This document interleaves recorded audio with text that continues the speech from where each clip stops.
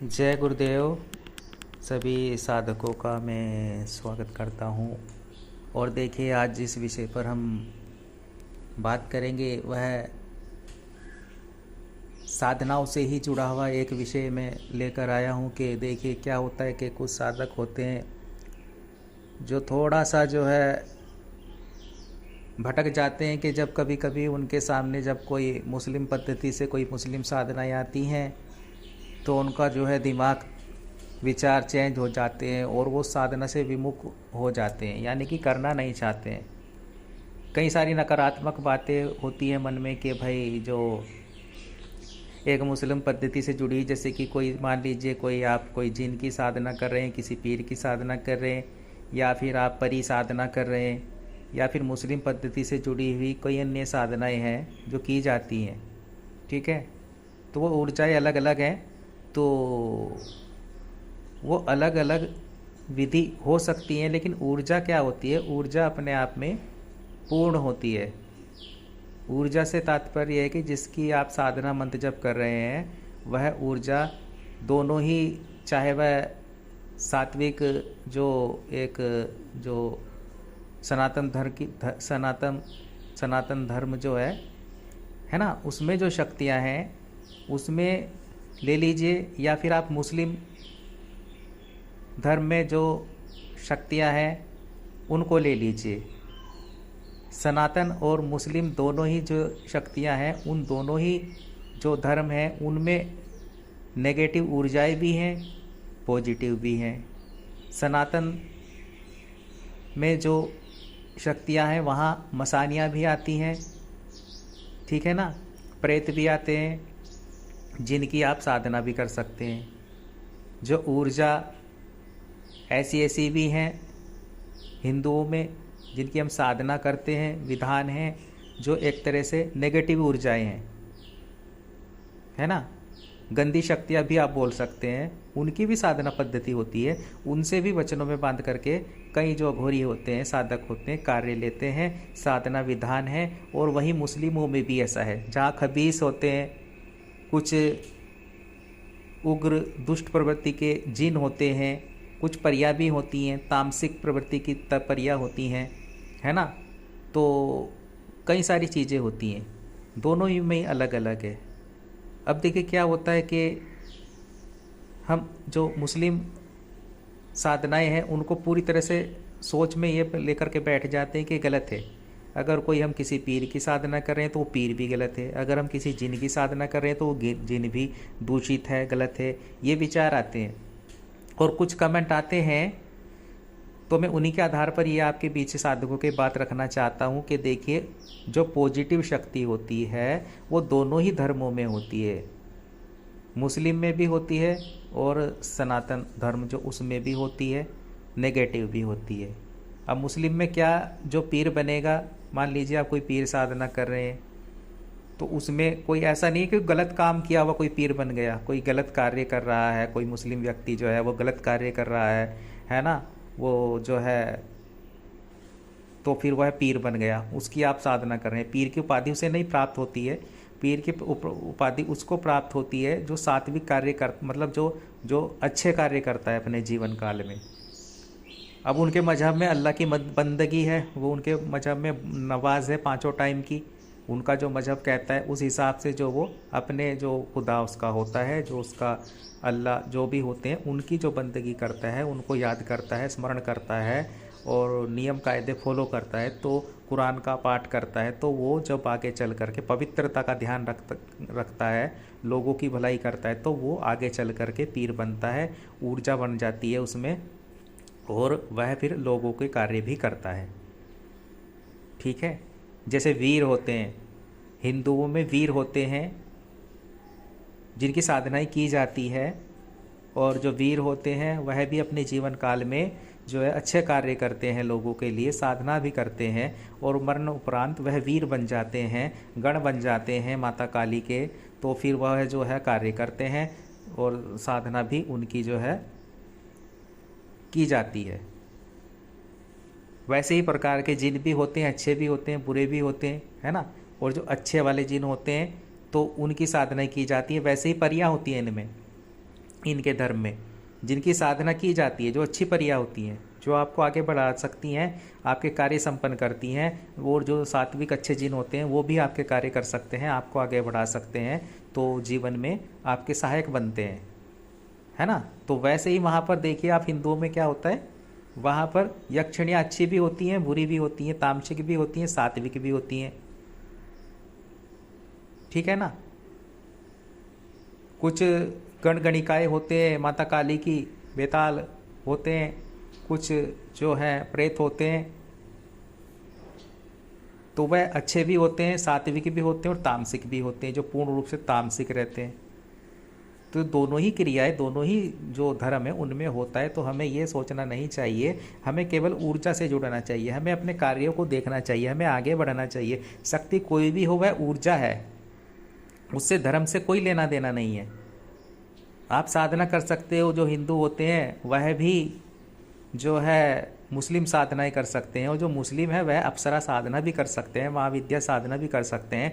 तो जो कुछ ये व्यक्ति जो है धर्म से जोड़ करके जो साधना साधक को देखते हैं, तो उनसे आगे निकलना पड़ेगा आपको। वो सीमित सोच हो जाती है जो धर्म से जोड़ करके देखते हैं। धर्म केवल क्या होता है, बनाया गया है, धर्म बनाया गया है मनुष्य के द्वारा, वो ईश्वर के द्वारा नहीं बनाया गया है। वहाँ सभी मनुष्यों की उत्पत्ति की है उन्होंने। अब लेकिन जब धर्म बना दिया है तो उसके अकॉर्डिंग जब साधनाएं आप करोगे तो फिर जो है मानसिकता जो है वह आप सही रखते हुए आपको साधना करनी पड़ेगी। फिर आपको सफलता किसी भी साधना में, किसी भी धर्म की जो शक्तियों को आप धारण कर सकते हैं, उनकी ऊर्जाओं से जो है एक साधक कार्य ले सकता है।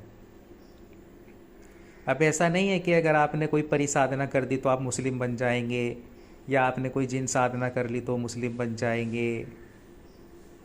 जब जैसे कि मैंने कहा एक जिन साधना भी दी थी, उसमें कहा था कि सात्विक जिन है, और किन्हीं महाशय का एक कमेंट भी आया उसमें, जो महापुरुष थे उन्होंने कहा कि गुरुजी ये तो गंदे होते हैं, ये जिन तो गंदे होते हैं, ये तो दूषित होते हैं, आप इन्हें जिन साधना क्यों दे रहे हो, आपको जिन साधना नहीं देनी चाहिए।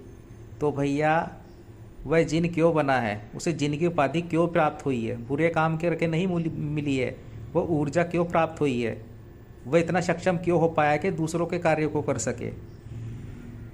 उसने कुछ जीवन काल में पुण्य किए हैं, तभी तो उसे वो शक्ति, वो ऊर्जा मरण उपरांत भी जो है मिल सकी है, तभी तो वो सक्षम हो सका है कि मरने के बाद भी लोगों के कार्य कर सकेगा, लोगों से जुड़ सकेगा। इतनी तो बुद्धि होनी चाहिए आप में जब आप महापुरुष वाली बातें करते हैं। कोई सामान्य व्यक्ति मर करके क्या करेगा ये बताइए, जिसने कोई पूजा कर्म ही नहीं किया है उसकी कौन साधना करेगा। कोई सामान्य पुरुष मर जाता है, कोई सामान्य महिला मर जाती है, जीवन काल में कुछ नहीं किया, वो क्या बनता है। वहाँ ऊर्जा बहुत कम होती है, वे कुछ किसी के कार्य क्या करेंगे, वे अपनी मुक्ति ही नहीं कर पाते हैं। और यहाँ पर जो ये जिन होते हैं, जो पीर होते हैं, जो यक्षिणियाँ होती हैं, जो प्रेत, जो बेताल होते हैं, ये जो ब्रह्म राक्षस होते हैं, इन्होंने भी साधना इनकी इसलिए लोग करते हैं कि जो परी होती हैं कि इन्होंने अपने जीवन काल में वह चीज़ें की हैं, वे साधनाएं की हैं, वे प्रयोग किए हैं, मेहनत की है, तब जा कर के मरणोपरांत भी ये लोगों के कार्य कर सकते हैं, और लोग इनकी साधना करते हैं, इनकी ओर जाते हैं, इसलिए इनकी साधना देनी पड़ती है। इसलिए जिनकी भी साधना देनी पड़ती है, यक्षिणी की भी साधना देनी पड़ती है, ब्रह्म राक्षस की भी देनी पड़ती है, बेताल की भी देनी पड़ती है, और जो है पीरों की भी साधना देनी पड़ती है। जो सक्षम होता है, जिसमें ऊर्जा होती है, वह बनता है, ठीक है ना। तो आपको ये चीज़ समझनी होगी और इन चीज़ों से ऊपर निकलने का सोचना होगा, एक साधक की दृष्टि से सोचना होगा। तो ये चीज़ें होती हैं लेकिन जब हम इसी चीज़ों में उलझ कर रह जाते हैं, हिंदू, मुस्लिम, सिख, ईसाई, जब ये बातें चलती रहती हैं, इनके धर्म के जो होती हैं चीज़ें चलती रहती हैं, तो फिर हम कुछ भी कर नहीं पाते, तो हम उस ओर साधना की बढ़ नहीं पाते, साधना को हाथ में लेने से डरते हैं, कतराते हैं। जबकि ऊर्जा एक ही है, तो ऊर्जाओं का सारा खेल है, और शक्तियाँ एक ऊर्जा पुंज होती हैं, ऊर्जा होती हैं। शक्तियाँ का कोई रूप नहीं होता है, जिस रूप में आप सोचोगे उस रूप में आपके समक्ष आ जाएंगी। ये रूप क्यों बदल लेती हैं, इनमें क्यों क्षमता होती है, एक जिन में क्यों होती है, एक प्रेत में क्यों होती है, एक परी में क्यों क्यों होती है, एक अप्सरा में क्यों होती है। रूप बदलने की क्षमता इसलिए होती है क्योंकि इनमें ऊर्जा होती है, एक ऊर्जा का स्रोत है, ये ऊर्जा है। ये ऊर्जा किसी भी रूप में आपके सामने आ सकती है, किसी भी आकार में आपके सामने उपस्थित हो सकती है, जिसमें आप इनकी कामना करोगे उस रूप में। मजहब से कोई लेना देना नहीं है, ये तो आपकी सोच है कि उस मजहब के हिसाब से साधना देनी पड़ती है, मंत्र देना पड़ता है, क्योंकि आपकी सोच वैसी हो जाती है तो उसी प्रकार से फिर शक्तियों की जो है साधना पद्धति होती है या दी जाती है। तो हमारा प्रयास रहता है कि जो भी विषय है उसको साधकों के बीच रखना, ताकि जो है साधक समझ सके। और अगर वह कोई साधना करना चाहते हैं, चाहे वह जिन साधना हो, चाहे वह परी साधना हो, चाहे यक्षिणी हो, चाहे कोई भी साधना हो, चाहे मुस्लिम से जुड़ी हुई हो, चाहे हिंदुओं से जुड़ी हुई हो, तो फिर उनको करना चाहिए, उसमें कतराना नहीं चाहिए। पूर्ण विधि होनी चाहिए, प्रमाणित विधि द्वारा जब अगर साधना संपन्न करेंगे तो निश्चित रूप से शक्तियों को साध सकेंगे। शक्तियाँ आप पर हावी नहीं होंगी, आप शक्तियों के ऊपर हावी, आप उनको साध सकेंगे, उनको वश में करते हुए अपने कार्य ले सकेंगे, आगे बढ़ सकेंगे। तो यही विषय मैं आज थोड़ा सा आपसे लेकर आया था कि मैं इस विषय पर चाहता था कि आपसे चर्चा करूं और आपको अवगत कराऊं कि अगर जिनकी हम साधनाएं करते हैं और अच्छे बुरे काम हम किसी भी शक्ति से ले सकते हैं, ठीक है ना। एक बात तो आप ये समझ लीजिए कि ज़रूरी नहीं है कि आप कोई प्रेत साधना कर रहे हैं तो प्रेत हर कार्य गलत करेगा। वह तो आपके ऊपर निर्भर है कि आप उससे गलत कार्य ले रहे हो या अच्छे कार्य ले रहे हो। आप उसी प्रेत से अच्छे कार्य भी ले सकते हो। अगर आप प्रेत साधना भी कर रहे हो तब भी आप ये पे निर्भर करता है, साधक पर निर्भर करता है कि उससे कैसे कार्य ले रहा है, क्या उससे गलत कार्य ले रहा है। अगर आप उससे गलत कार्य ले रहे हो तो वचनों में बंधा हुआ है आपका, उसका तो कोई कसूर नहीं है, फिर तो आप ही गलत हो, है ना। अब फिर आप गलत कह रहे हो जिनको, आप गलत कह रहे हो उस पीर को, तो फिर ये आप उससे अच्छे कार्य भी ले सकते हो, उससे गलत कार्य भी ले सकते हो, गलती आपकी है। वही कार्य अच्छे आप जिन से भी ले सकते हो, वह आपके लिए अच्छे कार्य भी कर सकता है वचनों में बंद करके, वह आपके लिए बुरे कार्य भी कर सकता है,